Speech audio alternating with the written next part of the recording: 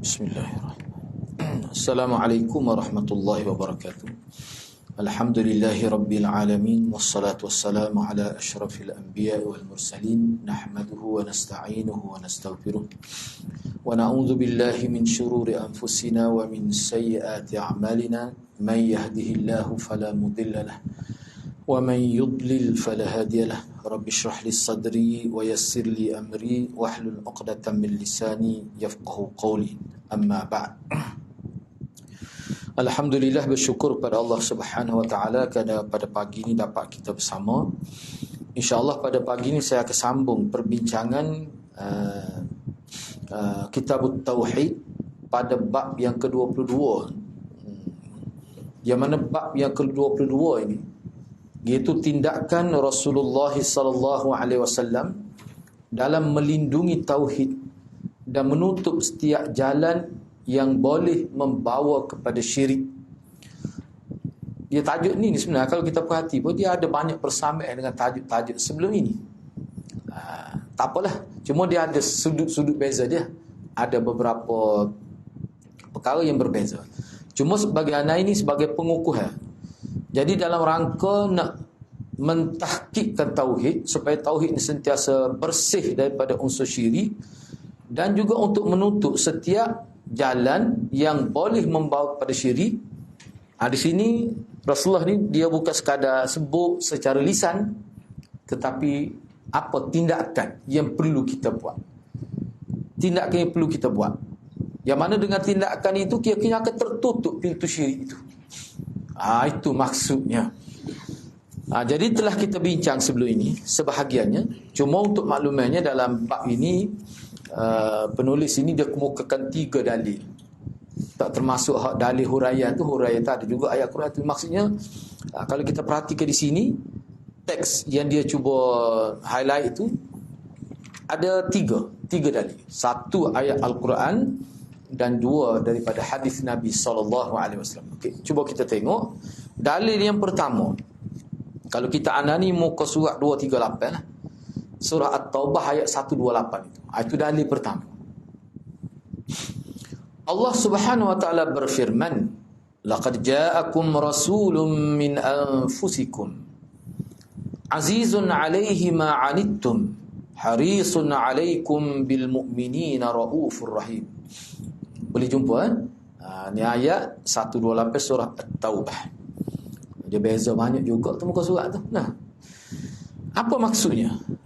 Demi sesungguhnya telah datang kepada kamu seorang rasul min anfusikum, mana dari kaum, dari puak kamu sendiri, puak kamu juga. Maknanya kamu kenal dia daripada kecil lagi. Kamu tak akan tanya dia siapa dia, kamu kenal. Gak bila dibaca kepada orang Arab ni, moga jadi nabi tu nabi. Terasa benar dia ya.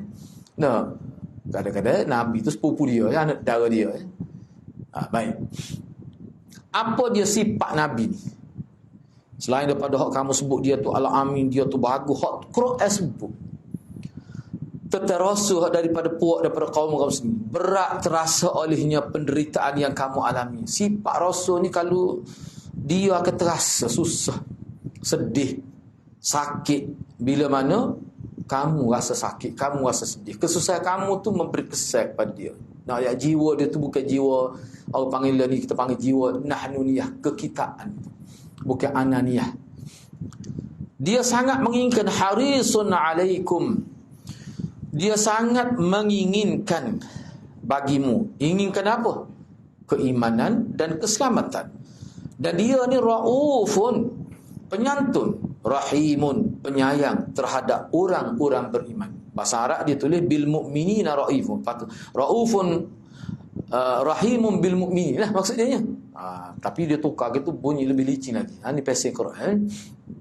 Baik. Cuba tengok dalam syarah ni. Diutuskan Nabi kita Muhammad sallallahu alaihi wasallam merupakan satu kurniaan Allah Azza wa Jal yang diberikan kepada orang-orang beriman. Sebagaimana Allah berfirman dalam ayat lain, "Laqad manna Allahu 'alal mu'minin idh ba'atha fihim rasulan min anfusihim Tadi min anfusikum. Ini min anfusihim. Dan demi sesungguhnya Allah telah memberikan kurniaan kepada orang-orang beriman ketika mana Allah mengutuskan seorang rasul di tengah-tengah mereka, dari kalangan mereka sendiri, dari kalangan bangsa mereka, anak beranak mereka, bercakap, bertutur dalam bahasa mereka sendiri. Sepatutnya kita rasa bertuah lah. Inilah rasul pertama bagi orang Arab sebelum ni. Bani Israel lah ke? Kita ni orang Melayu tak ada seorang abuk rasul. Kalau ada pun seteruk dah lah ni. Ada tu kena seteruk. Tapi sebelum tu tak jawab awal lagi. Tu lah kalau nak ada pun pelawak hangit tu. Tak ada nak pakar tu. Tak ada orang Melayu, tak ada rasul pun. Ulama ramah. Sepatutnya orang Arab sokong. Tapi dia tak nampak tu nikmat nubuah dibui kepada bangsa Arab tu. Bukan apa Bani Israel pula ngepek pula dia. Hak terakhir tak bui kepada kita. Padahal sebelum ni kita laka dia. Tu ngepek pula. Hak ni tidak hargai. Gitulah sifat manusia. Ni ayat ni, ayatnya sepatut kamu bersyukur tu. Allah kata perutusan Nabi dari kalangan bangsa kamu sendiri, bahasa kamu, puak kamu, anak-anak kamu, hak tu disebut kurniaan. Tapi orang Arab Mekah tak rasa sebagai kurnia, dia rasa sebagai bala. Nampak macam mana manusia dia tak nak nila tu. Nila tu dia tak nampak nila tu. Baik. Dalam ayat 128 surah At-Taubah, Allah Azza wa Jalla menyebutkan sifat-sifat mulia yang dimiliki oleh Rasulullah sallallahu alaihi wasallam. Yang pertama, Nabi akan terasa berat, yang susah. Nabi akan rasa susah bila umat dia ditimpa susah. Sebut dalam ni maknanya sifat besar, sifat yang dominan dalam diri Nabi sallallahu alaihi wasallam. Yang kedua, Nabi ni sangat tinggi nilai, hemah dia, semangat dan sangat aktif lah. Tak pernah jemu-jemu bimbing umat dia kepada kebenaran dan menyampaikan sesuatu yang bermanfaat, sama ada untuk kehidupan dunia dan masa depan dia di hari akhirat. Ada pun yang sebut Nabi. Sebab hadis ni, yang baca hadis, dia akan sebut lepas ni, hadis beberapa hari Nabi nak meninggal dunia, Nabi sebut. Hadis selepas ni. Dalil yang kedua, ni dalil pertama. Baik. Yang ketiga, Nabi ni sangat sayang kepada umat dia. Walaupun dia tak kenal kita. Kalau umat hak dia kata zaman masyarakat dia, dia tengok dua mata dia kenal dia, kita dia tak kenal. Tak ada bunyi pun Nabi mimpi tengok kita.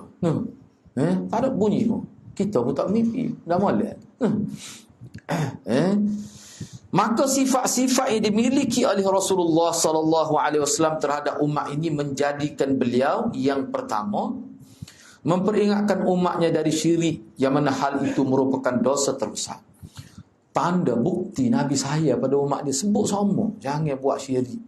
Dan Nabi bukan sekadar kata gitu, Nabi sekat jangan melakukan sesuatu yang mana perbuatan itu zahirnya nampak tidak syirik tapi boleh membawa pada syirik. Tengok tu, kita tak kata syirik selalu, tapi ni lah pengalaman orang jadi syirik, inilah anak tangga pertamanya. Nabi sebut lalu. Bila sebut tu? Dekat nak meninggal dunia. Sepatutnya kita kena faham lah tu, perkara tu berat. Sebab tu anda tulis di sini berdasar pada setengah-setengah dalam kitab lain lah. Dia kata syirik ni salah satu daripada kufur. Syirik ni ulama kita guna dalam kitab sebagai perosok masa depan kita. Kita kata boleh jadi sedekah kita korban, kita buat haji terbatal, tapi tak rosak Islam kita. Tapi kalau berlaku syirik sekali, berlaku syirik, katakanlah na'udzubillah, minta jauh sungguh-sungguh, berlaku syirik, mati selalu. Agak-agak lagu. Ataupun mati lepas tu dalam jangka masa yang terdekat, tak sempat bertaubat. Padahal hidup dalam agama 40 tahun dah. Hal ni tak ada kompromi. Memang dia mati kafir. Kesan dia ke dia bila mati dia ada kufur, tak ada tauhid, kekal dalam neraka. Tak ada khilaf tu, ijma'. Tak ada khilaf. Tu. Siapa dia kata orang mati kufur pun ada lagi boleh masuk surga sebab ada orang syafaat. Kawan tu memang orang hebat masa dunia dulu. Misalnya dia kata, anda sebut sekatilah. Misalnya, tak betul. Menyalahi nas Quran dan hadis. Tengok Abu Talib, cerita Abu Talib itulah lagu mana? Itu jelas. Sebab tu ulama kata ini proses masa depan kita. Yang kedua, atas dasar sayang kepada umatnya, maka Nabi menjelaskan kepada umat dia sebab-sebab, jalan-jalan, lorong-lorong, perbuatan-perbuatan yang mana kesan dia akan membawa kepada syirik. Memanglah perbuatan itu tidak syirik selalu. Zahirnya nampak tidak syirik, tapi dia boleh. Sebab tu dalam istilah kitab-kitab milawan ni ada panggil juzur syirik, butir syirik. Memang tak syirik lagi, tapi butir. Dia akan mengeluarkan pokok syirik. Dia boleh pergi ke situ. Dan melarang mereka dengan keras daripada hal tersebut. Kenapa? Kerana perkara itu, perbuatan itu, keadaan itu boleh membawa kepada syirik. Jadi berkait dengan yang kita bincang ni, hadis selepas ni, termasuk jalan-jalan yang boleh membawa kepada syirik. Selepas ni dia mari hadis lah. Hadis itu sebenarnya ada dah sebelum ni. Misalnya ta'zim pada kubur, mengagungkan kubur. Maknanya dia gini, mudah ni anda nak sebut. Anda duk fikir kan ayat lagu mana, biar kita mudah. Melanggar disiplin dalam bab ziarah kubur, tu mudah. Dalam agama kita ni supaya bila kita pergi ke kubur, dia tidak jadi bahaya, dia tidak jadi melampau, kena patuh pada disiplinnya. Disiplinnya apa dia? Hak disampaikan tidak boleh mengotorkan kubur, jaga kebersihan. Itu hak zahir-zahir, hak biasa. Hak tu tak jadi masalah. Disiplin yang paling buatnya bila pergi itu, kita kena buat dua perkara ya. Doa kebaikan dan keampunan. Tak boleh lebih pada itu. Kalau buat lebih dia jadi bahaya. Kalau buat lebih jadi bahaya. Sama ada buah bunga ke, nak buah bunga patut biji, nak dia guna enjing, dia punya apa ni? Gak tukuk les tu. Jiu. Dia tak ada orang jiu gini. Dia beli tu dari Shopee 119 riyal. Dia pakai begitu. Jadi dia letak air setengah dia memang canggih lah. Mokcik wahiyat. Tu. Jadi mengagungkan kubur ni, kalau kita bersikap gulu terhadap kubur, salat di kubur atau menghadap kubur dan yang semisalnya yang boleh membawa kepada jadi ibadat pada kubur tu, kita boleh ringkaskan daripada 3 poin ini, melanggar disiplin ziarah kubur tu sebenarnya. Itu paling besar. Melanggar ziarah. Sebab kalau kita tengok dalam hadis, bila pergi kubur ni, doa kebaikan dan keampunan, itu ya. Tahu sebenarnya. Sebab tu kalau buat lebih jadi bahaya. Lepas ni kita akan bincang lebih detail lagi. Tapi kok mana pun dah dia senar sini, kita kena bagi perhatian lah. Pertama sekali mengagungkan kubur. Setara mana mengagungkan kubur? Kita kena lihat bagaimana sahabat urus kubur Baqi'. Kubur Baqi' ada di Madinah, kubur Ma'la dan sebagainya. Lagu itulah zaman Nabi, lagu itulah siapa kali. Itulah orang panggil garis panduannya. Kita nak tengok. Ni kalau siapa letak bunga, siapa tak nampak tanah. Tukar semua bunga, nampak layu sikit tukar lalu. Lepas tu buat dia punya bangunan pula, teduh bukit pas. Setengah tu ada ekor. Itu yang melampau lah tu. Ukuran kita lagu mana? Bercanggah dengan amalan Nabi sendiri. Dia kena ingat gini, Nabi wafat bila? Pada tahun 23 Hijrah. Sebelum tu sahabat dia tak ada kau meninggal dunia sebelum dia. Kau sahabat Nabi meninggal selepas Nabi lah kau. Ramai mana sahabat Nabi meninggal sebelum Nabi mati, dia meninggal. Ramai sahabat anak Nabi sendiri, anak perempuan Nabi, cucu Nabi pun ada mati, anak Zainab tu. Lagu mana Nabi buat? Tapi kalau sebut ahli sunnah, boleh mulut-mulut kita ni ahli sunnah. Itu masalah kita. Tapi dia sebut kita tak boleh. Bagi anak kena sebut. Patut orang ikut tak ikut tak cak. Kita nak lepas diri kita. Kita tengok, cuba tengok lagu ni. Cuba tengok kubur Sayyidina Uthman. Hak jelas lah, hak lain tu anda tak tahu. Mungkin situ belakang sahabatnya, hak kebanyakannya. Hak jelas kubur Sayyidina Uthman. Ada juga situ kubur Aisyah. Hak jelas, hak ujung sekali. Ada masa negeri tu ada askar jaga. Sama yang sopa lain, tinggi sikit lebih kurang sejekar daripada tanah. Lepas tu ada batu dua butir letak tepi gitu. Bila tu lagu tu daripada dulu sampai sekarang. Masa Nabi pun gitulah juga. Sahabat-sahabat dia meninggal sebelum lagu tu dia buat. Dia urus dia semaya jenazah. Dia pergi ke kubur, dia buat gitu.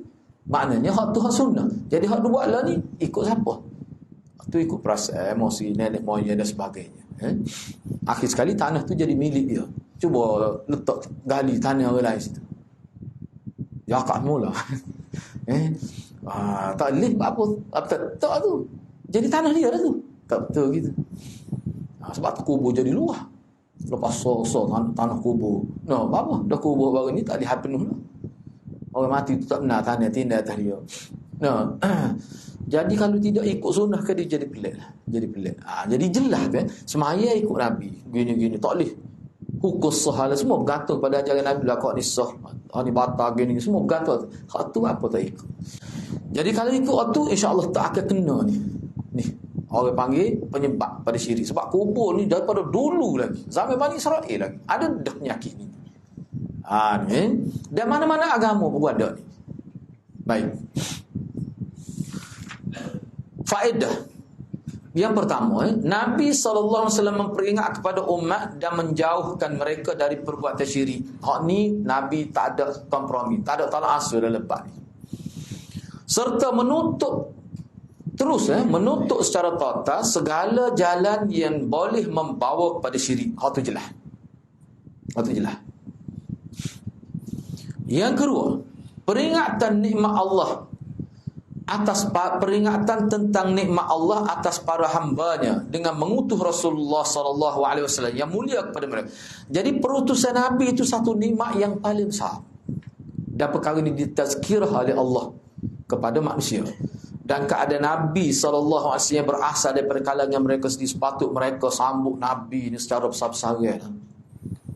Sepatutnya bak pokok kita Nabi teri ni hak terakhir pula tu. Bangsa kita.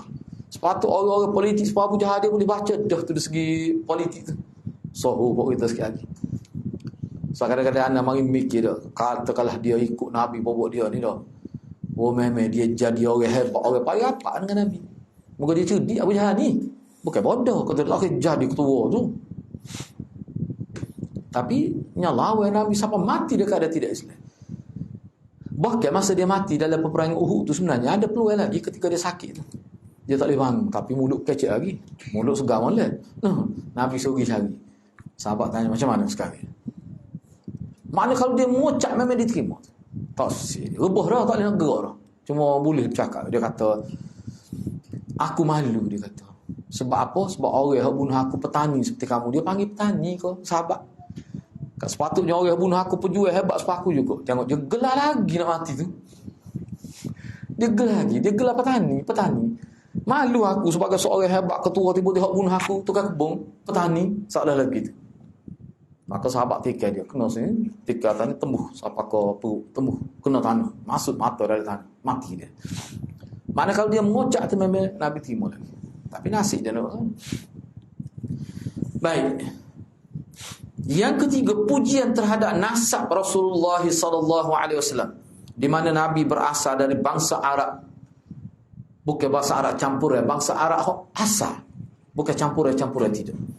Dari kalangan Arab yang paling mulia, yakni daripada Quraisy itu, apabila dilihat dari sisi keluarga serta nasabnya. Jadi poin 2 dan poin 3 ni sebenarnya Allah Subhanahu Wa Taala nak isyaratnya bahawa kita boleh rasa bangga tentang keluarga kita, keturunan kita. Kalau keluarga kita, keturunan kita ni orang-orang baik, kita boleh. Sekadar wa amma bi ni'mati rabbika fahadith. Boleh sekadar itu saja, bukan untuk berbangga sahur tidak. Kita boleh rasa bagi misal contohlah. Kalau seorang itu betul lah dia tu keluarga Rasulullah betul sungguh. Sebenarnya satu kebanggaan. Supaya anak bangga, anak keturunan Nabi Adam, anak bangga. Masalah orang lain ni bawa ayat ni sebenarnya no. Kita bangga tu.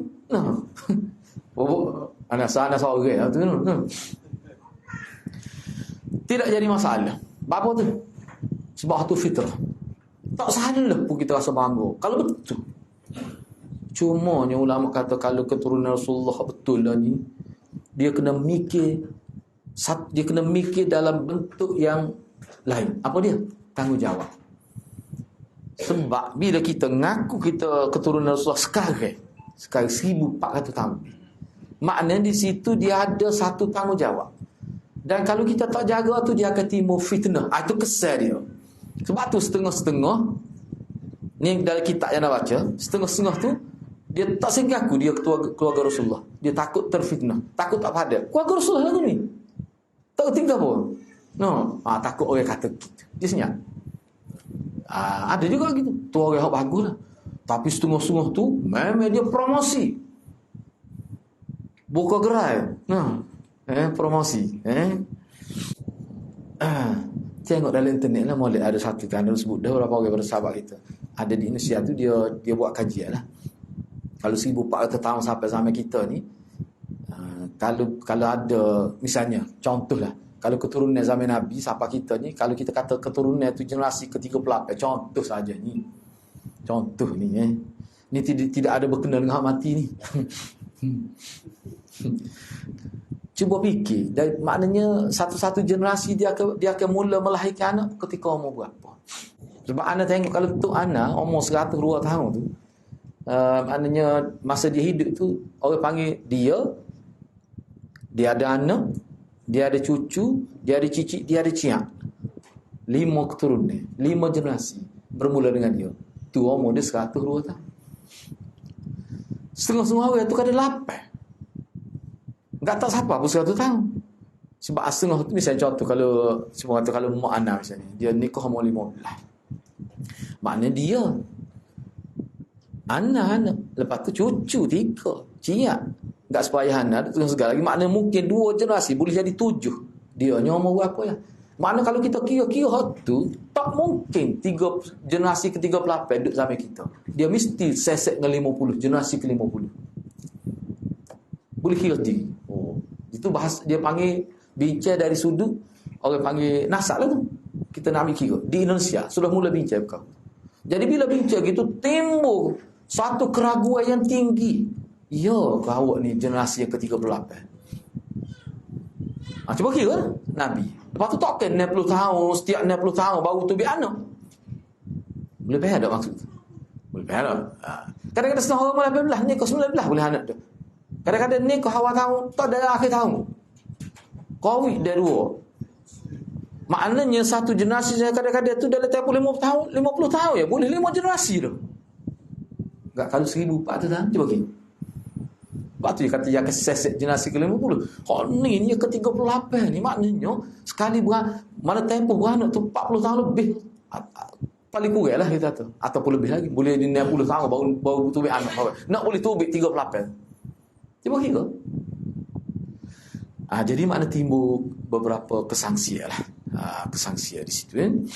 Anak sebut tu bukan kata nak sangka buruk pada mana-mana tidak. Tapi bila dibincang dalam konteks ilmiah, dia akan timbul persoalan. Di Indonesia sekarang ni sedang bincang perkara tu. Tengok dalam internet. Anak dengar tu memang kali juga sebab dia dalam bidang dia. Dia ada istilah dalam sains tu, kajian tentang populasi manusia dari sudut generasi. Daripada ni jadi berapa tahun dia ada perbincangan, ada ilmu tu waktu tu. Cuba kira. Misalnya kata bocik dah, daripada bocik ada berapa cucu siap kali generasi ke-4 pada dah agaknya. Nah, padahal umur berapa? Enggak setengah-setengah hari kita doang ni kau umur 13 dia kata.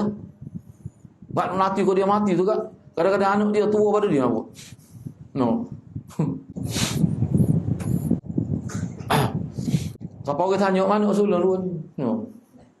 Wah, anak marah hero sulung anak aku ni tu tak. Anak pernah tengok.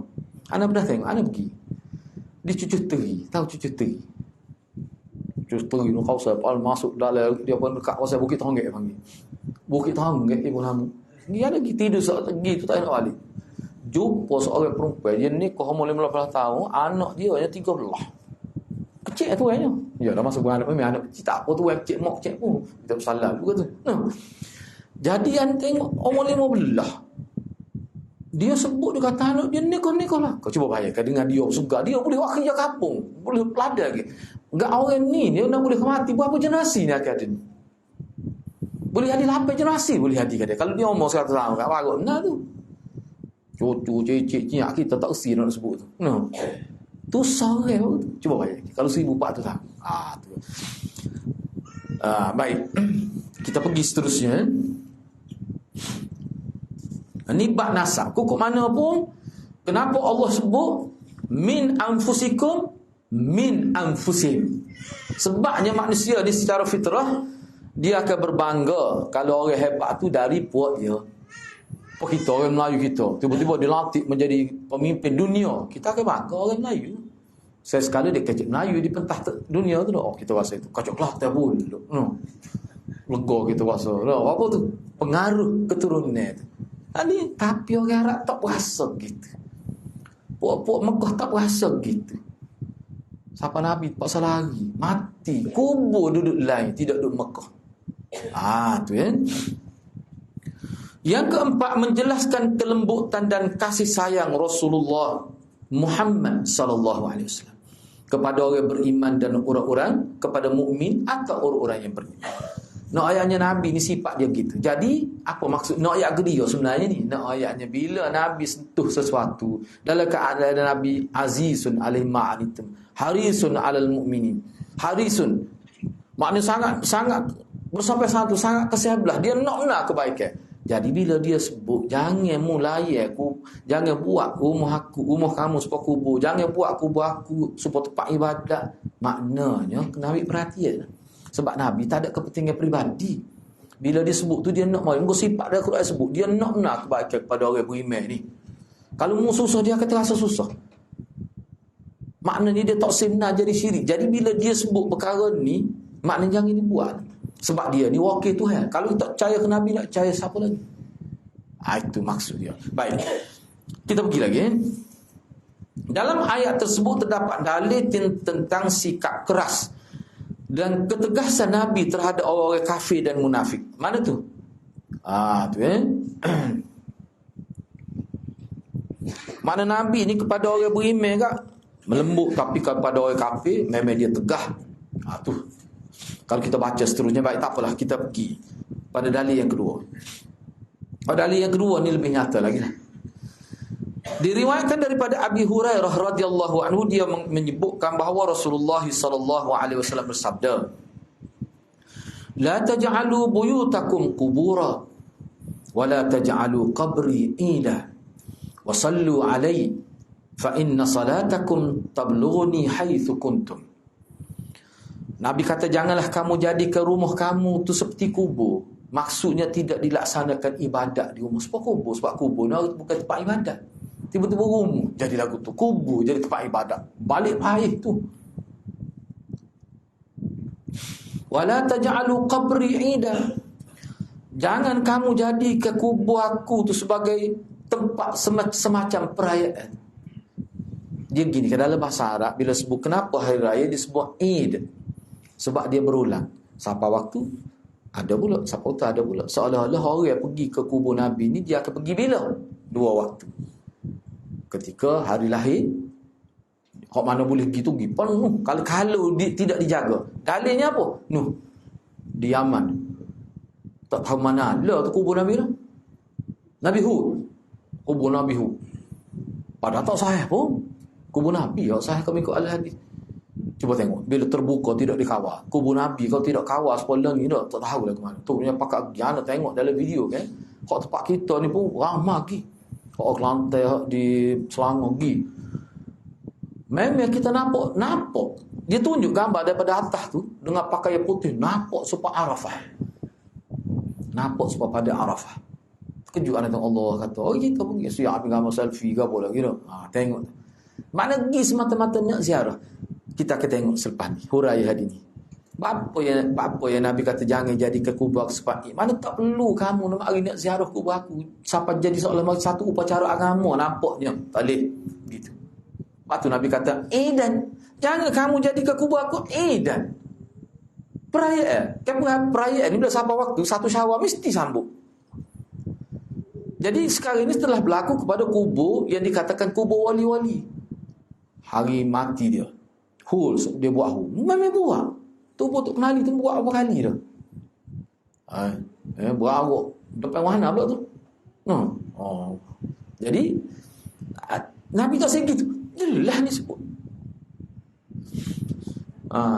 Ya boleh. Muka surat 240. Tapi hak ni dia kitab ni dia beza muka surat ni. Hak muka surat beza tu muka surat apa?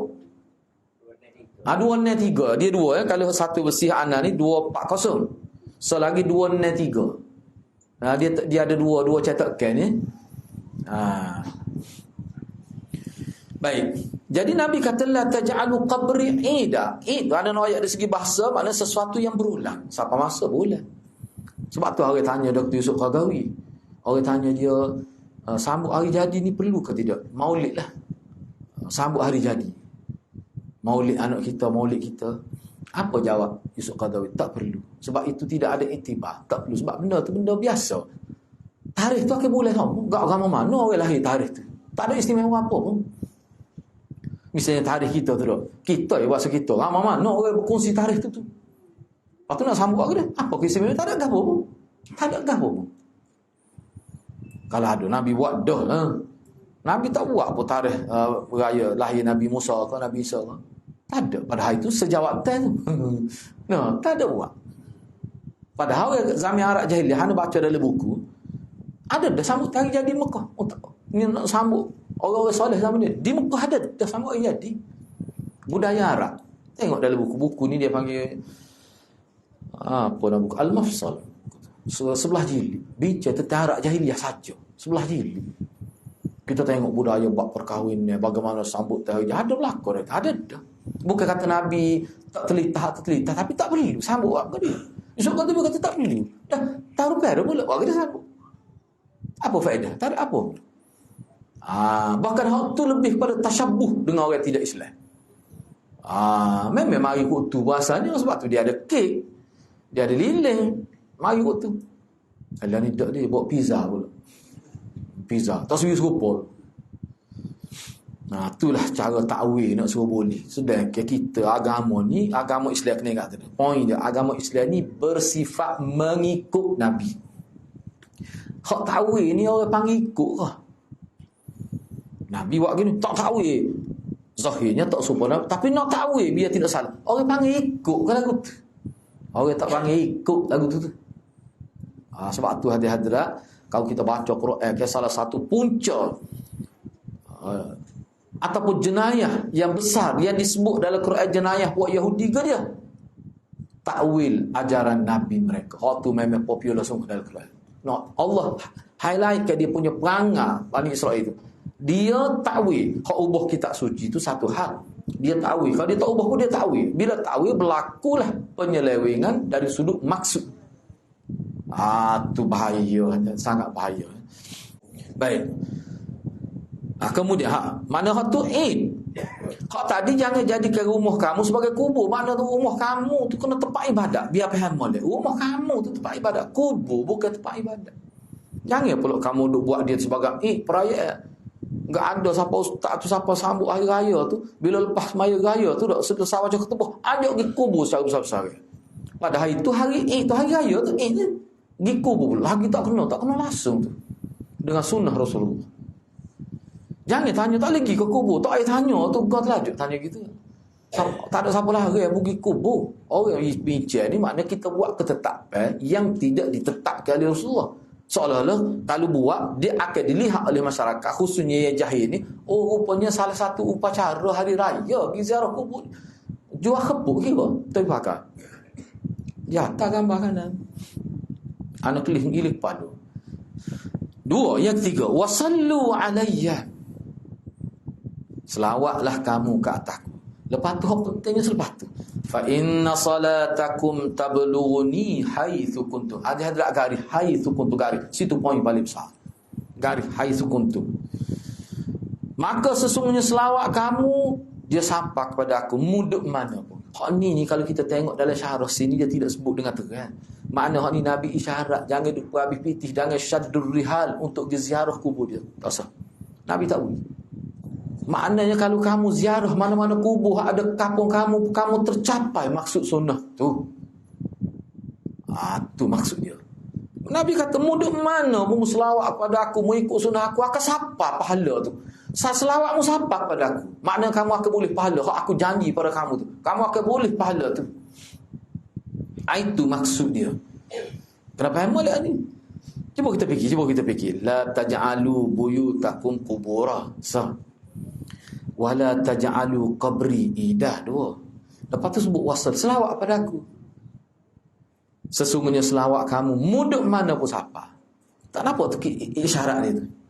Nak ayat untuk seduk habis piti dan mari ziarah kubur. Mu ziarah kubur makmu kapun siapa dia buat tu dapat pahala. So pahala aku janji. Jadilah ni nak pergi ziarah kubur Nabi tak boleh.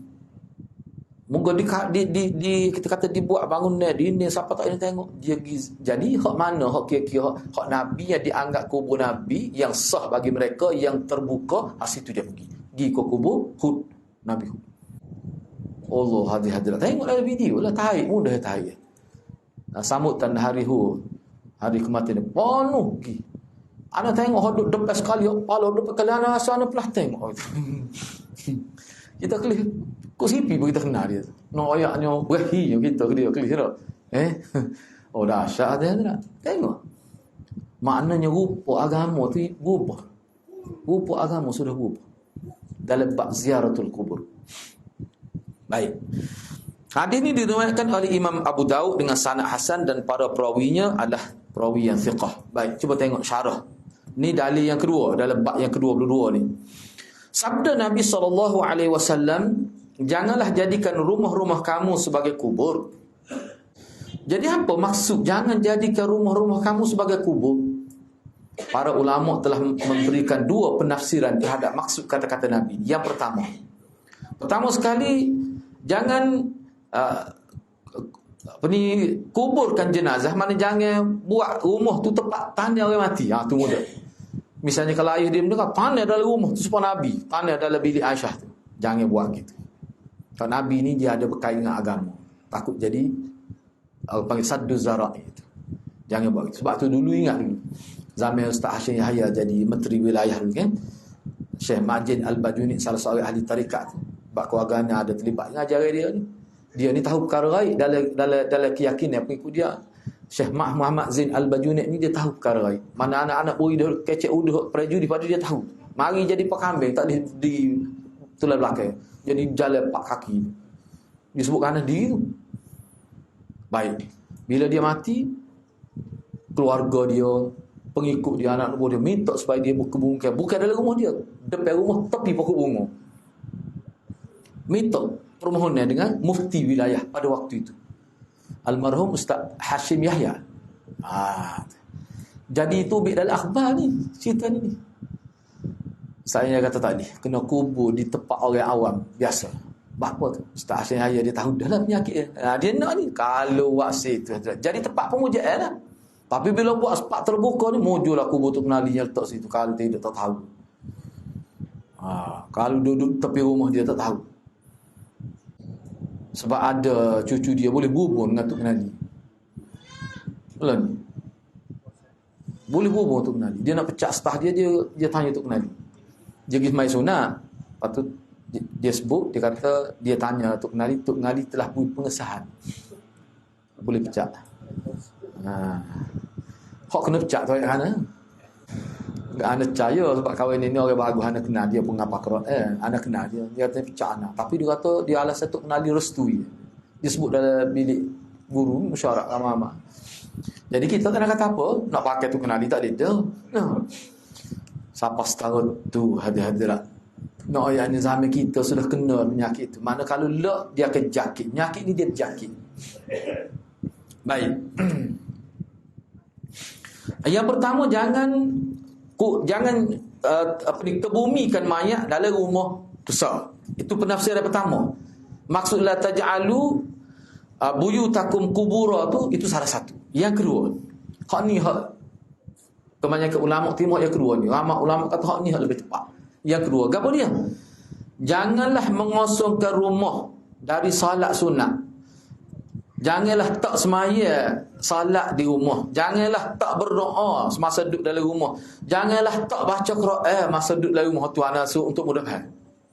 Jika rumah itu kosong daripada dilaksanakan ibadat-ibadat, maka rumah itu sudah berfungsi. Maka rumah itu tidak berfungsi daripada fungsi dia asal. Tapi rumah itu sudah jadi kubur. Sebab fungsi asal rumah adalah tempat ibadat. Kubur dah. Maka sabda Rasulullah SAW ini mengandungi perintah Jadi perintah tu jangan kamu jadikan rumah-rumah sebagai kubur. Maksudnya di situ ada perintah supaya kita melaksanakan ibadat sebanyak mungkin di rumah kita. Mafhum mukhalafat. Hak Nabi tak bunyinya jangan jadi ke rumah seperti kubur. Jadi hak perintahnya ke dia? Perintahnya beribadatlah sebanyak-banyaknya di rumah. Sebab rumah tu memang tempat ibadat. Bukan kubur. Kalau kubur ni ialah memang tak ada, bukan tempat ibadat. Itu maksud dia. Dan larangan beribadat di kuburan seperti yang dilakukan oleh orang-orang musyrikin, orang-orang Nasrani dan sebahagian orang Islam yang sudah terlibat tasyabbuh dengan orang-orang musyrik. Talih. Bahaya hajarat perkara ni. Baik, bagaimanalah anda tu tengok dulu, lepas tu duk baca syarah, memang jelas benar ni. Lepas tu kita kata, sebab ada seorang ustaz dalam internet. Lepas tu mana dia kata garis panduan, boleh tak boleh? Hak dia panggil kadar melampau, bila pergi kubur lah ke mana? Yang boleh tanya ustaz tu.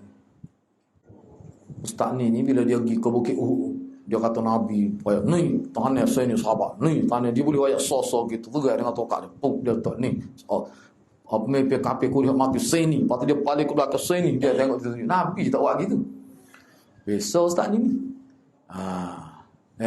Kita kejut tengok. Ustaz ni pernah dia banyak perkara lah sebenarnya, banyak perkara tapi kalau kita ada bincang ni lah, kita ada bincang ni. Banyak perkara ustaz ni. Tak tahulah apa jadilah gitu Jin ini makna tasyabbuh ni jangan tasyabbuh ni maknanya asal. Tasyabbuh ni apa maksud?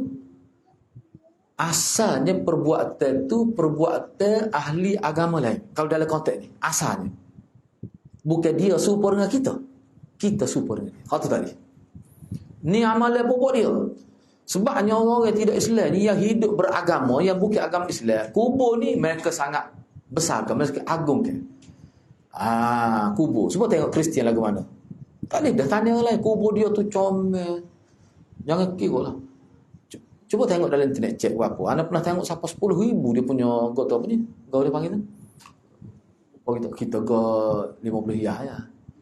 Belinda tu bukan auto patok ayat tu tong dia. Gau dia. Keranda lah mudahnya tak. Kita bahang apa. Kadang-kadang ambil tepi rumah gitu ya dia tak. Plywood tu. Dia dok okey. Spray comel 10,000 ke. Siap dengan dia balut. Itu pula dia stapler pula dia punya apa tu? Span dan sebagainya.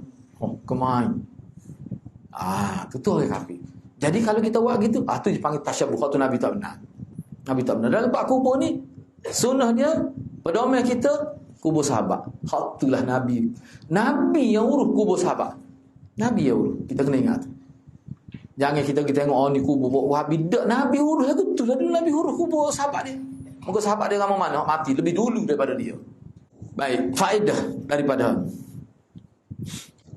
Jadi dalam hadis ni yang panggil dalil yang kedua ataupun hujah yang kedua, kenapa Nabi kata 3 perkara ni, jangan jadikan rumah seperti kubur. Jangan jadikan kubur sebagai tempat tumpuan. Itu mana tempat tumpuan? Boleh juga kita terima gitu. Yang ketiga, munduk mana-mana pun selawat daripada aku. Seolah Nabi kata tak payahlah duduk kamu daripada jauh habis duit mari nak ziarah kubur aku, tak perlu. Mu selawat pada kuduk mana-mana pun boleh. Kalau kamu nak ziarah kubur, nak dapat kelebihan seperti yang aku sebut, kubur mana-mana pun boleh. Bahkan dalam kitab kalau kita pergi ziarah kubur Kristian, kubur kafir boleh. Misalnya ada sahabat Nabi, mak dia mati kerana dia tidak Islam, keluarga dia mati, dia pergi ke dia ingat, sedih dia buat apa? Orang akan terpisah dalam hari akhirat sebab dia mati tidak Islam. Kita ni insya-Allah mati sebagai Islam, kita orang Islam. Sedih. Ingat pada akhirat. Lebih ingat lagi daripada pergi kubur Islam kadang-kadang. Tercapai juga maksud. Hak tu Nabi nak ayatnya. Apa yang Nabi sekat awal-awal ni? Jangan kamu mari ziarah kubur aku. Selawat aku di mana-mana. Sapa pada aku. Apa Nabi kata? Takut jadi ghuluwun fis salih. Sebab tak ada orang paling soleh lebih daripada Nabi. Kalau orang panggil wali tu pun dia buat ketemu. Tak Nabi, bayarkanlah. Tu orang panggil sekat awal-awal. Tutup terus pintu. Tak suruh terbuka sikit pun. Apa bahaya.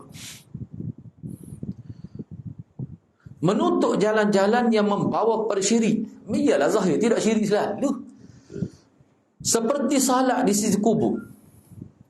Dan hulu melampaui batas terhadap kubur Nabi SAW. Dengan menjadikan sebagai tempat berkumpul.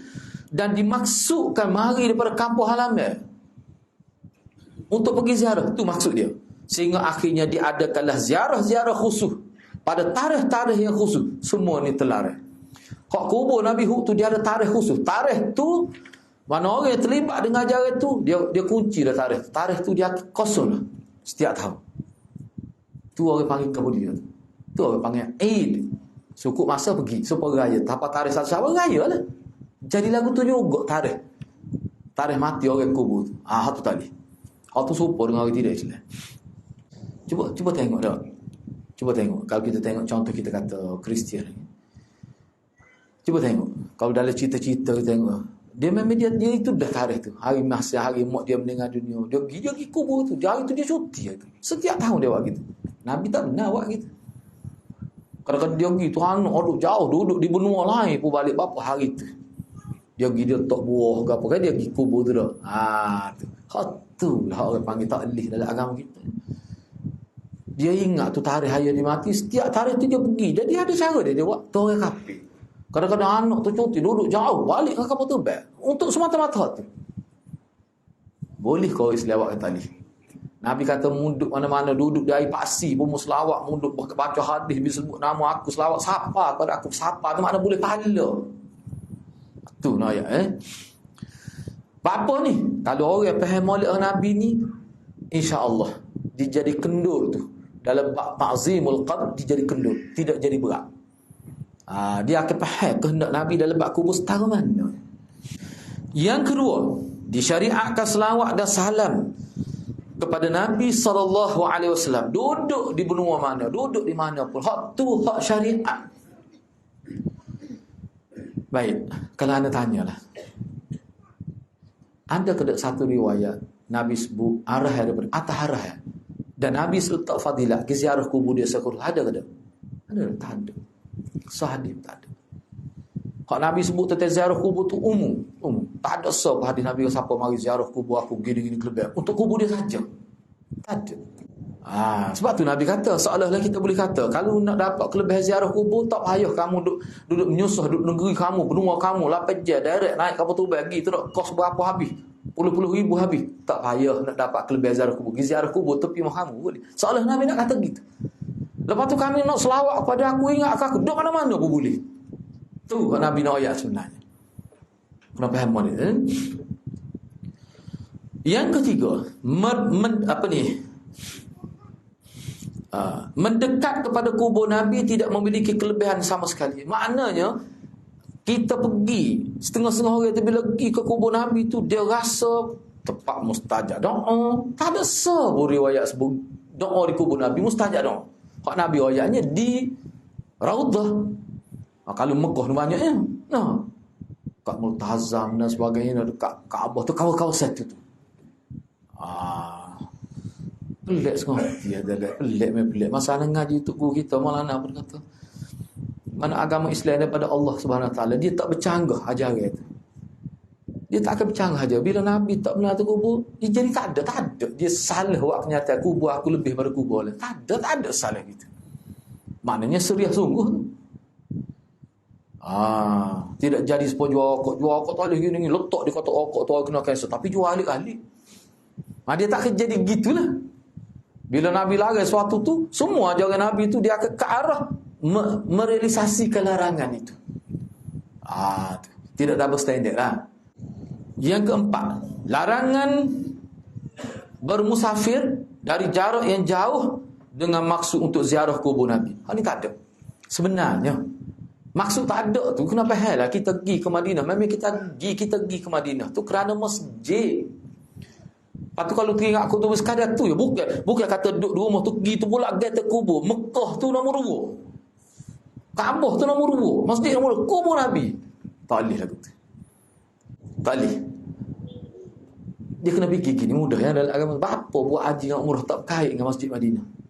Situlah kubur Nabi. Apa? Cuba lihat. Jadi kalau kita pergi, ni orang topak. Anak tak ingat nama dia. Kalau tengok muka dia, acak hari jumpa. Dia pergi nak tahu Mekah. Dia bawa beg sandal tu ya. Dia ambil hotel, dia pakai ambil hotel jauh sekali. Mungkin dia tidak nak duduk pun cukup syarat boleh ambil visa. Duduk tempat Pok Pakistan, ada pernah pergi. Rasa Pok duduk Pakistan. Pok dia saja. Tu murah pernah hotel tu.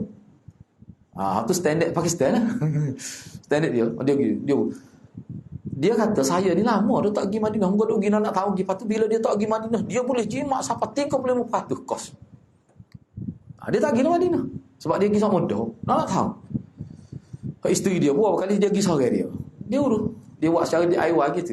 Boleh. Dia biasa. Orang tumpak kita. Lepas tu dia duduk mana? Dia masjid. Dia jumpa baju nak kan. Dia pergi bawah tempat dia gosok-gosok. Kalau dia pakai lalu, dia tak ada siapa pergi tu masjid kering lalu. Tak bangun ke sana payah bang. Tu dia nak ayatnya. Jadi maknanya, kalau kita nak umrah ni, tak ada kait tu dengan kubur Nabi. Tak ada kait dengan Masjid Madinah. Cuma pergi Masjid Madinah tu, Nabi kata Masjid Madinah. Masa Nabi sebut Masjid Madinah lebih 10,000 kali semaya dah. Masjid Madinah ke 10,000 kali semaya. Sekali semaya tu. Masa tu Nabi, kubur Nabi tak ada lagi. Sebab ana dengar seorang mutawif terkenal lah di Malaysia. Ana pernah ambil pengalaman dia. Ana pergi dalam kuliah dia di tepi pagar Masjid Madinah. Ana pergi. Masa tu kita pakai emas lah. Tak sebab kenal, pakai maki dengar. Dia sebut lagu mana? Dia kata kenapa kita disyariatkan mari ziarah Masjid Madinah sebab ada kubur Nabi. Jadi kita nak tanya untuk kamu gua ramah tu. Disyariatkan ziarah masjid kerana ada kubur Nabi. Nabi masa dia sebut tentang Madinah, dia tak mati lagi. Gua mana dia boleh royak gitu? Lepas tu dia sebut parut lagi, dia kata salah satu sebab Masjid Madinah jadi lebih daripada Masjid Mekah kerana Masjid Madinah ada kubur Nabi. Sebab tu Masjid Madinah lebih daripada Mekah. Kata parut mutawif ni. Tak anak tak kata gapo, cuma ada dua orang tua tu. Dia duduk kelih ke ustaz tu. Masuk dalam hotel, dia jumpa mana? Dia kata Ustaz Din, dia kata dia kenal. Ustaz Din dia kata, ya Allah, kau mutawif ayat. Dia kata gapo dia? Dia kata Masjid Madinah ni lebih pada Masjid Mekah. Sebab dia ada kubur Nabi. Anak kata ustaz mana? Ya kata ustaz terkenal tu. Anak pun ingat lah, anak dengar juga. Dia kata pakcik asal ke mana? Tak betul dia tu. Tak betul. Sebab Nabi kata masjid apa ni Mekah ni 100,000 semaya sekali semaya tidak 1,000. Dan Masjid Madinah tak? Masjid Madinah apa? 1,000 dah. 1,000. Tak sekecil kalau kita ke tepi kau tu. Kaabah tu. Kaabah tu mana cerita Kaabah tu? Mana lebih kubur Nabi pula Kaabah tu. Berat ustaz ni. Akhir sekali anak tak ada royak pakai dua tu hidung parut dia kata ustaz ada dengan pokok. Orang kata berat ustaz ni. Dia macam-macam dia kutuk ustaz tu. Anak ayat dia gini lagi kecek dia bincang dengan dia kata gitu tu atas perasaan dia kau dia mimpi kau dia ambil kitab. Anak ajar dia lah. Tahu dia pergi kodok. Tanya dinamik mana dia boleh royak gitu. Sebab Nabi sebut kelebihan Masjid Mekah, kelebihan Masjid Madinah, kelebihan Masjid Aqsa masa dia hidup tu. Tak ada kait dengan kubur dia. Masa lepas dia mati nak ayat mana kelebihan? Mungkin dia mati. Ke mana? Supaya orang katalah ada doa Nabi ajar, doa awal tahun akhir tahun. Doa awal tahun akhir tahun ni berlaku bila? Tidak sampai sana Umar baru tentu ke awal hijrah bulan Muharram. Nabi tak ada. Nak ada doa ke mana? Kan Nabi mu kena ingat ni. Sampai sana Umar ni akan ada doa ni mesti pemolek. Bila sahabat sana Umar tetap 1 Muharram tahun kelana baru Islam baca ni. Tak ada. Nabi kata simpan jangan baca lagi. Cuma aku ayat awal-awal. Mana ada? Tiba-tiba ada doa Nabi. Bagaimana tu berdusta atas nama Nabi tu? Lagu tumor tu. Terang tu. Muka tahu 1 Muharram ke start bila mulanya. Sampai sana Umar. Hak tu tak payah lali. Hak tu pada dia secara dirayat. Baik, seterusnya lah. Penjagaan Nabi SAW terhadap tauhid. Jadi larangan Nabi supaya jangan jadikan kubur ni sebagai tempat ibadat. Semua ni dia menjuruh kepada nak tahqiqut tauhid. Nak supaya tauhid kita ni tidak tercemar dengan syirik. Kalau tak jaga tauhid dia boleh rosak. Sepuluh wuduk lah boleh rosak. Wuduk ni dia boleh rosak. Boleh batal. Tauhid pun gitu juga. Cuma batal wuduk tu wuduk saja batalnya. Tak ilah pahala. Hak ni lain ni. Kalau batal tauhid, dia rosak habis. 1045 tahun kita duk bina pahala, malaikat dia catat, hilang semua. Masalahnya dosa tak hilang. Jadi kalau nak jadi Islam semula, nak supaya malaikat catat semula amalan, kena ngucap semula. Ngucap semula, di situlah bermula semulalah pahala kita. Dosa tu sebenarnya tu juga. Tu masalah dia syirik ni berat tak berat. Gitulah. Okey, dalil yang ketiga. Kita ambil dalil yang ketiga. Ni pun lebih kuat juga sebenarnya, tak apalah. Ana Ali bin al-Husain radhiyallahu anhuma, Ali bin Husain radhiyallahu anhuma, annahu ra'a rajulan yaji'u ila furjah kanat inda qabrin nabi sallallahu alaihi wasallam fayadkhulu fiha fayad'u fanahahu faqala ala uhaddithukum hadithan sami'tuhu min abi an jaddi an rasulillahi sallallahu alaihi wasallam qala la tattakhidhu qabri 'aidan wala buyutakum qubura wa sallu 'alai fa inna taslimakum tablughuni haitsu kuntum. Dari Ali bin Al-Husain. Dari Ali bin Husain.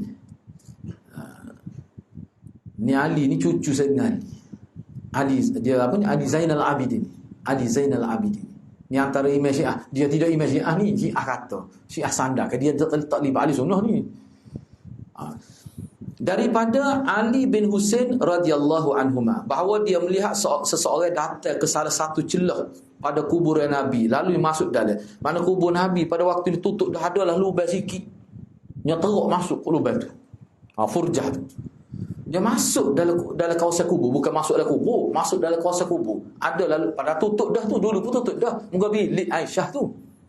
Ada lubang sikit, dia masuk teruk lagi. Dia tak lama dah tu. Masuk tu. Jadi Ali ni dia tengok. Lepas tu dia tengok bila masuk tu nyaduk doa tepi kubur Nabi. Maka Ali bin Husain pun datang melarang orang itu, jangan buat gini. Dia kata gini. Masa dia larang tu, antara dia sebut pada orang itunya, maukah kamu kalau aku beritahu pada kamu satu hadis yang aku dengar daripada ayahku? Ayah aku ambil daripada datukku, datukku ambil daripada Rasulullah. Datuk dia tu makna Sayyidina Ali lah, datuk dia tu Sayyidina Ali. Mungkin dia keturunan Nabi. Ni ngerti ni, ana percaya ni. Ni Ali ni memang cucu Rasulullah ngerti. Bukan 38. Yang kedua apa ni? Yang kedua, dua dah. Ali, lepas tu Husain yang kedua. Lepas tu Sayyidina Husain tu cucu Rasulullah, cicit Rasulullah. Cicit Rasulullah ni. Cicit Rasulullah ni. Ni. Dia pun ceritalah, dia kata, mu nak ke? Mana kau tu nak lah, dia pun sebutlah, dia kata bahawa Rasulullah sallallahu alaihi wasallam bersabda, janganlah kamu menjadikan kubur aku sebagai tempat perayaan. Janganlah kamu jadikan rumah-rumah kamu sebagai kubur. Tak ada ibadat dalam rumah tu. Tetapi kalau mu nak selawat, nak doa, nak gapo pun duduk mana-mana pun selawat mu tak kesapak padaku. Sapak pada Tuhan lah, maksud boleh pahala. Kau ke mana mu? Mu selawat kepada aku duduk mana boleh pahala. Mu doa duduk mana pun Allah mustajab doa. Maknanya gapo dia sini pengajaran kita boleh ambil daripada dia panggil ni asar. Ni asar cucu Rasulullah.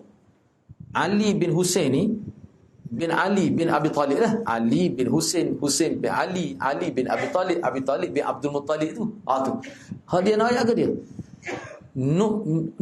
Masuk ada lubang kecil, furjah ni lubang kecil. Siapa teruk masuk pergi kubur Nabi tiba-tiba doa. Perbuatan tu setara tu pun tak boleh. Siapa dia kata? Salaf kita dulu. Ali, anak Sayyidina Husain tu lah. Lepas tu Sayyidina Husain ada Sayyidina Ali. Makna cicit Rasulullah. Makna dia faham ajaran daripada datuk dia, daripada ayah, daripada Nabi, daripada datuk dia, ada siapa seterusnya. Muka Nabi tu datuk dia juga datuk yang kedua tu. Sayyidina Ali tu datuk yang pertama. Anak ayah setara tu tak boleh dah. Larang dah, jangan buat gitu.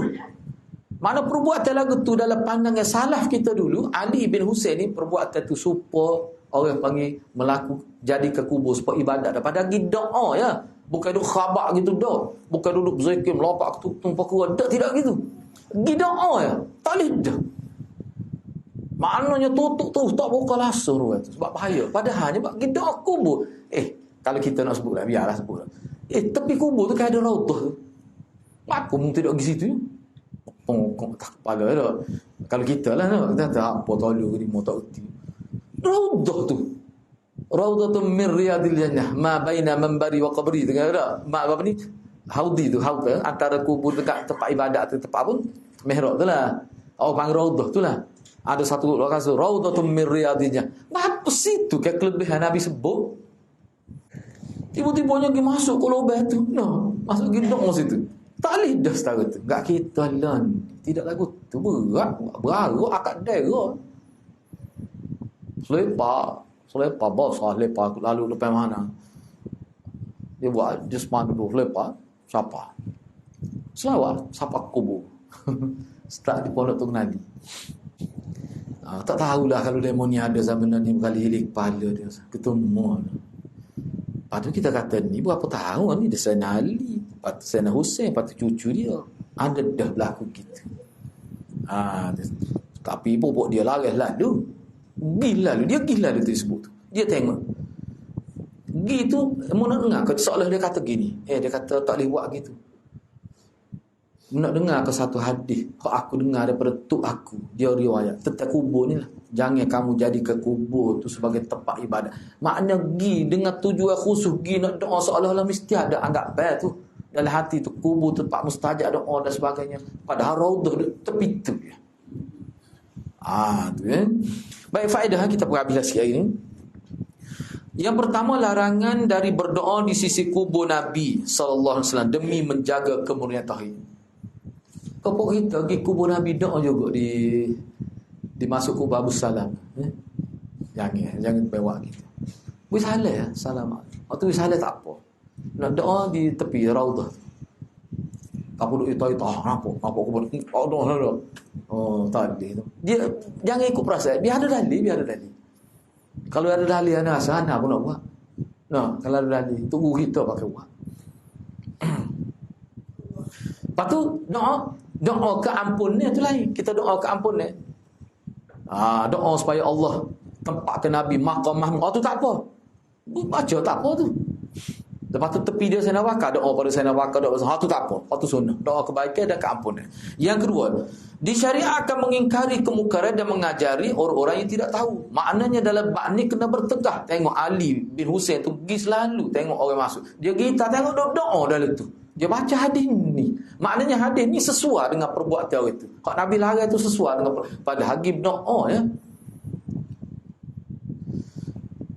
Yang ketiga, larangan dengan sengaja memperkemaskan, buat persiapan rapi supaya nak pergi Mekah dengan maksud untuk ziarah kubur Nabi. Nabi tak pergi. Kalau kita pergi tu orang panggil sambil-sambil ya. Muka Nabi kata kalau semaya di masjid Mekah 100,000, mau di Madinah lebih. Kita pergilah. Tapi dah kubur tak ada, kita pergi tiap Nabi. Sekadar tu ya. Tapi bila kita pergi, sebab tu orang Islam terdidik dengan baik, dia pergi kubur Nabi, dia tinggal pada sekadar tu ya. Hak tempat dia nak laksana ibadat, dia raudhah tu. Hak tu dia berebut sampai kesok tu uzur tu. Ana ingat hari ni nak suka lagi saja nak sebut tu. Pernah sebelum dia buat kaedah, sebelum dia buat lah ni kan dia buat itu, dia buat 3 peringkat. Lepas ni gigi boleh semua boleh metai ya. Berapa minit 5 minit gitu dia hambak suara lain pula masuk, semua boleh masuk. Dulu sebelum gitu. Allah hadirat. Mu tahu itu besar pada anak. Kata ustaz dia kena tak lepas ni. Dia tak ada. Baik kata, ni main ni apa lagu ni? Rupanya nak pergi masuk raudhah. Kok aku kata patung boleh kata ni. Pakai perut kelima tu. Tak sebab ketu nama tukar tu. Apa ke? Pasal nak ngesok ke kau? Kelata kata, nyawa. Baik boleh lah. Mai lagu mana mai? Sebab giling mai duk gitu. Tahu giling, nanti giling. Dia sepuluh bola dia beli tu. Gitu anak nak sokol lah. Anak kata maya kau gapo. Kira sujud atas kepala lu. Kutu anak kata patutlah anak pun ingat daripada Imam Malik kata.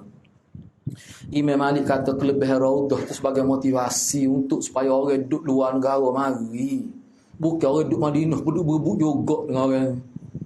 Orang duduk Madinah juga duduk berebut juga. Sebab tu dia kata orang duduk Madinah, Ahlul Madinah tak sah. Wih orang luar lah bagi lagu tu. Dah kita bila-bila masa pun boleh. Ni berebut juga dia pun. Tu Imam Malik pernah buat. Masa anak pergi tahun bila, ni pelik ke luar biasa lah. Luar biasa. Padahal bukan musim haji. Bukan musim. Oh ni dekat dengan dalam bulan Ramadan. Ni dia hari Jumaat terakhir dalam bulan Ramadan. Sehingga gubernur dia punya Masjid Haram Tanah Haram tu keluar satu surat perkeliling isytihar minta penduduk asas itu supaya keluar pergi ke Tanah Halal ataupun pergi ke kawasan pinggir-pinggir Tanah Haram, minta mereka semaya di masjid-masjid yang ada. Tinggalkan Masjid Haram untuk beberapa hari, beri peluang pada orang luar lagi. Buat ramah pelacur. 1 kilometer lebih soft. Duduk di dataran putih tu. Bukan kira di Kaabah, kira di luar masjid tu. Hampir 1,5 kilometer. Anak tahu ni gini. Sebab antara dataran putih dengan hotel anak tu 800 meter lebih. Kita nak pergi Melayu, kita semua zaman ni. Kita kena pergi awak ni. Sejam setengah. Kita tak bokor begitu. Anak pokok juga tobik, paling belakang tu tak nampak sah belakang. Dengan tempat anak tu 800 meter. Nak ayatnya orang ramai. Di masjid. Tu di masjid. Apa tu sebab ada kelebihan. Masjid Haram, Masjid Madinah. Kubur tak ada. Kubur Nabi pun kita pergi tu sebagai ingat. Ziarah kubur lah, biasalah. Seperti mana. Jadi makna disiplin ziarah kubur terpakai untuk kubur mana-mana. Hatta kubur Nabi. Jangan kita tahu kubur Nabi ni lain sikit. Sebab dia Nabi. Tak supaya. Itu ajar agak sebenar. Baik, seterusnya yang terakhir. Yang terakhir. Tujuan syar'i, yakni yang sesuai dengan syariat dari ziarah kubur Nabi SAW adalah kerana nak bui salam pada tu ya. Dia Assalamualaikum ya ayuhan Nabi. Wahai Nabi. Tu boleh. Dan hal itu boleh dilakukan di mana saja. Kalau tidak kubur Nabi pun boleh. Ingat pada Allahumma salli ala Muhammad. Boleh. Tak ada tu Nabi sebut sana tu. Tapi dah kita pergi ziarah, pergi masjid Nabi, kelebihan masjid tu, situ kubur Nabi, kita pergi ziarah sekadar itu ya. Tak ada kelebihan khusus. Itu maksudnya. Jadi tujuan seorang Muslim bermusafir ke Madinah adalah untuk ibadat, kena tanda balik, untuk ibadat di Masjid Nabi dan juga pergi ziarah Masjid Quba. Sebab Masjid Quba ni masjid yang keempat, ada kelebihan. Disebut dalam hadis. Hak 3 tu Nabi sebut dalam sahadis. Dalam hadis lain Nabi ada sebut kita Quba. Jadi kalau campur jadi 4 lah. Sebab tu kita pergi ke Quba. Sebab masjid tu lebih dulu pada Masjid Madinah. Bukan tujuan dia nak pergi kubur Nabi sebenarnya masjid. Kalau niat ke Masjid Nabi untuk ibadat, kemudian setelah tu dia ingin ziarah ke kubur baginda sallallahu alaihi wasallam. Hak tu boleh. Niat nak pergi, cuma niat juga. Bila-bila tu kita nak pergi kubur Nabi. Tak kita segi, tak nak sabar. Kita pergi ziarah di Masjid Maya, tak apa tak pergi kubur Nabi. Takut salah. No. Kubur lain ke boleh ziarah ni ke kubur Nabi. Kadang gitu ya, super. Sebab tak nak kata disiplin ni dia terpakai untuk semua kubur. Tapi kita pergi tu bukan bermakna untuk semata-mata kubur. Masjid tu. Sebab Nabi sebut masjid tu lebihnya, bukan kubur tu. Tu tak apa. Tapi sini pun dia jaga cukup sekali saja. Ni ada ulama sebut cukup sekali. Apa takut jadi lebih, takut jadi timbul perasaan. Syaitan takut ganggu. Sebab syaitan ada dalam Masjid Madinah. Gitulah. Jadi kandungnya bak ni, Anak baca lalu aku habis ni tak seorang ni baca aja ni. Lepas ni kita akan masuk bab 23. Cuba tengok. Nombor 1 sekali. Kita bincang daripada awal, dia letak sini. Seolah-olah macam murajaah ni, kita nak murajaah isi kandungnya bab ni. Pertama sekali. Bila kita habis baca bab ni, mana kita akan faham tafsiran dalam surah At-Taubah tu. Tadi surah At-Taubah dalil yang pertama tu, muka surat 238. Laqad ja'akum rasulun min anfusikum. Itulah maksudnya. Kita faham adalah apa maksud dia tu. Maknanya Nabi sebut dekat dia nak meninggal dunia, jangan jadi ke kubur sebagai tempat ibadat. Jangan jadi ke rumah sebagai kubur. Kita faham. Sebab Nabi saya doa kita. Itu maksud dia. Jelas. Yang kedua, Nabi SAW memperingatkan umat dia dan Nabi cuba menjauhkan mereka sejauh-jauhnya daripada syirik dengan sekat semua sumber yang boleh mengantar pada syirik. Serta Nabi menutup setiap jalan yang boleh mengantar pada syirik. Yang ketiga, Nabi SAW sangat menginginkan keimanan dan keselamatan bagi kita. Nabi ni sangat sayang, sangat menyantuni kita. Nabi sangat sayang kepada kita. Nak mati pasal lagi. Yang ketiga, yang keempat, Rasulullah SAW melarang untuk menziarahi kubur beliau dengan cara tertentu, iaitu menjadikan seperti perayaan. Siapa waktu pergi tiap dengan tetap gitu. Nabi tak benar. Padahal berziarah ke kuburan beliau termasuk amalan yang sangat baik. Enggak kubur kan Nabi suruh. Tapi jangan lebih. Yang kelima, Rasulullah SAW melarang umatnya memperbanyak ziarah kubur sekali-sekala. Jangan pergi semua. Sebab tu kita kadang-kadang nak hari Jumaat pergi. Memarah pula. Anak pernah kena marah. Kita kulit Jumaat, dia pergi dah kubur. Masa tu kita duduk mengaji hadis dia. Kata apa kubur dia kata, mari masjid ni. Dia tak pergi ke ziarah kubur tu. Duk. Apa pula yang ngepek tu anak mati dah. Apa? Pemahaman dia. Hari Jumaat ziarah kubur. Tapi ajaran Nabi tidak. Kita bila-bila boleh malam ada. Kubur kita malam ni kena ziarah kubur malam. Bapa Nabi ada ziarah kubur malam. Pergi. Takut. Sebab dia kata madah dia tengok dia tu. Tu kat start tu. Mukadimah dia tu bahaya tu.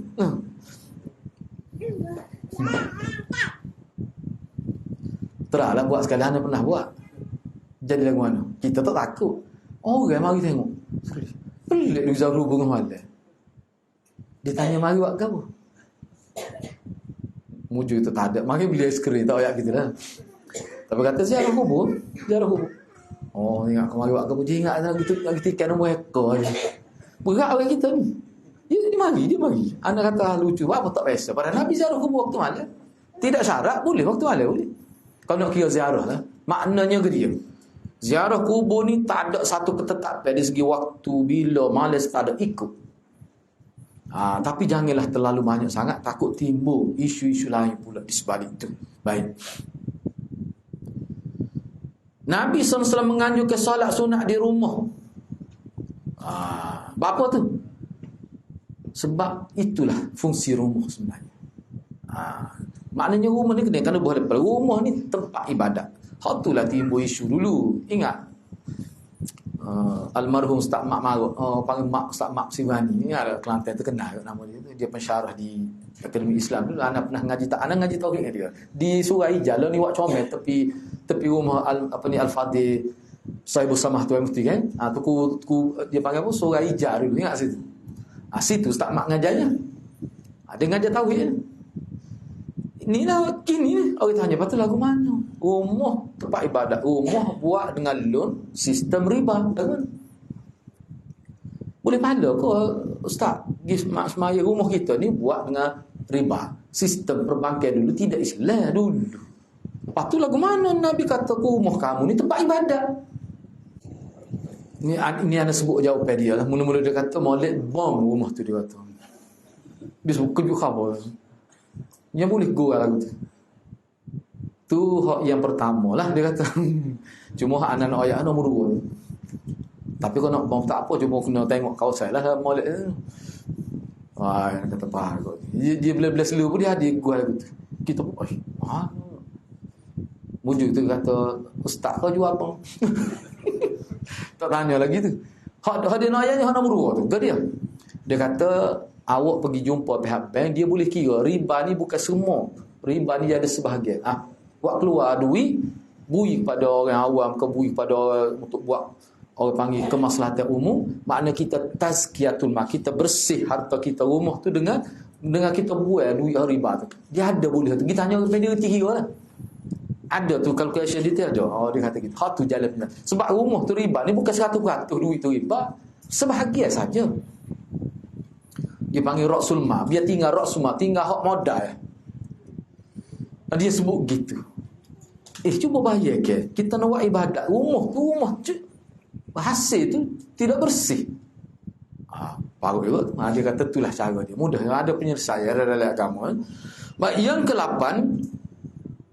Yang ketujuh, telah menjadi ketetapan di kalangan mana salaf kita bahawasanya menyampaikan selawat untuk Nabi ini tidak perlu pergi ke kubur Nabi. Mana-mana pun boleh. Allahumma sallim assalamualaikum ya Nabi. Kita niat pada Nabi. Boleh tu. Situ ingat doa Nabi.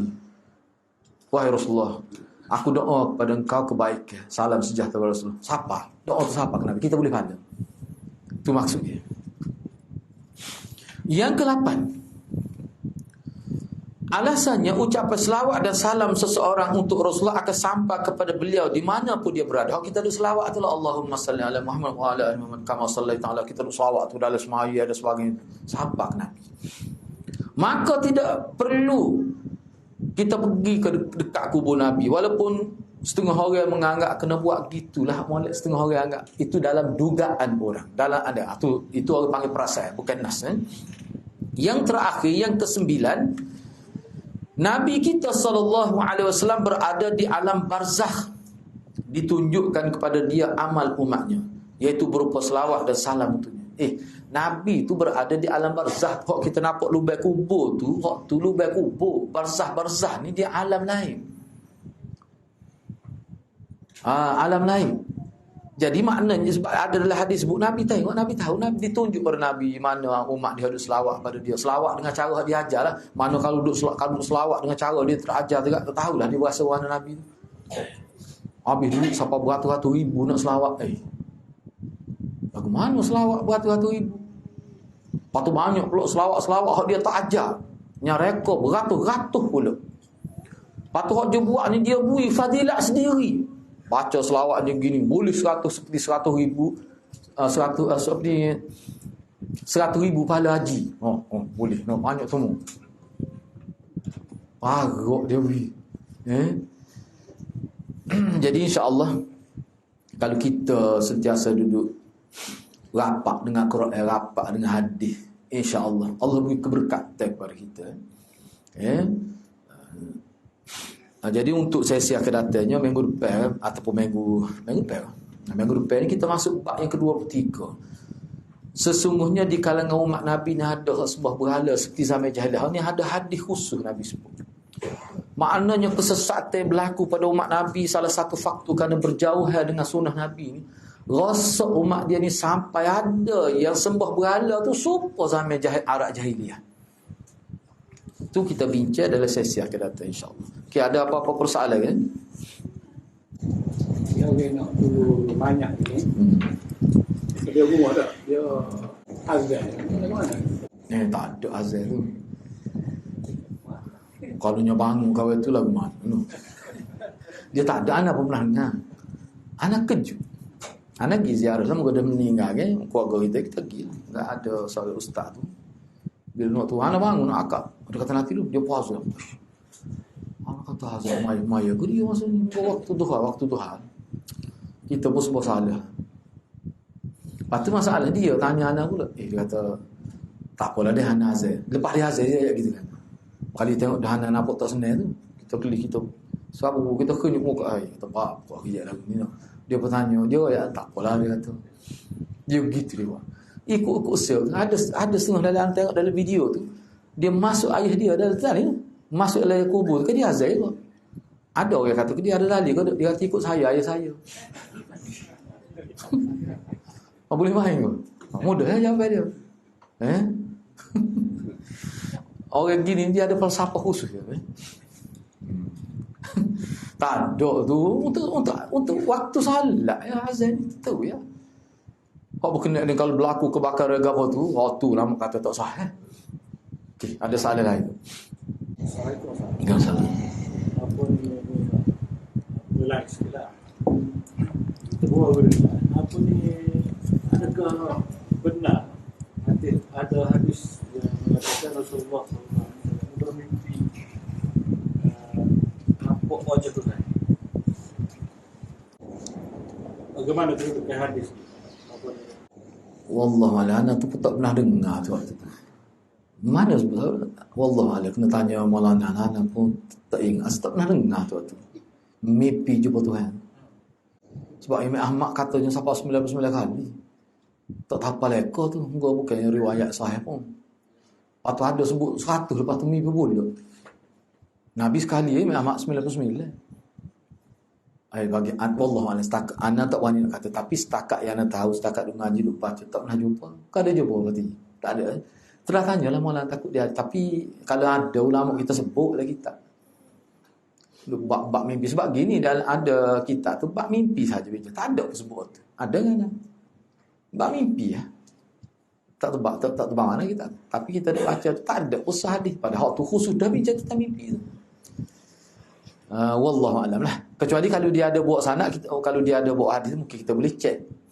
Sebab kalau sebut gitu nak start lah mana nak cari hadis pahyu. Tapi kalau dalam hadis tentang mimpi tu anda baca tu tak ada. Padahal khusus dah tu.